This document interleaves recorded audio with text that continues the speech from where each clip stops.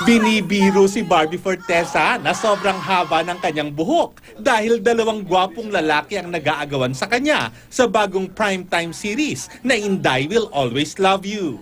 Sina Derek Monasterio at Juancho Trevino. Sina Derek at Barbie, komportable na sa isa't isa dahil maraming project na silang pinagsamahan. Nakakatuwa po kasi yung mga projects namin ni Barbie, nagkakataong lagi kaming lumilipad ng plane and laging sa ibang lugar na hindi kami familiar. So nakakatuwa kasi na-explore namin ang Pilipinas and syempre na bubuo lalo yung bond. Si Juancho, ngayon pa lang makakasama ang Derby Love Team. Nakaka-pressure naman talaga maging third party or second leading man dahil kung ano man yung sinet ng standards ng leading man, kailangan kong tapatan yun. Excited na rin ang tatlong young stars sa pakikipagtrabaho nila sa kanilang co-stars tulad ni Manilyn Reynes, Ricky Dabao, Gladys Reyes, Tina Paner at Super Tekla. Sa Storycon pa lang, ang kukulit na kahit sila Miss Gladys, sila Tita Nova, ang kukulit na nila. Ano naman kaya ang nilulook forward nila sa shoot nilang gagawin sa Cebu?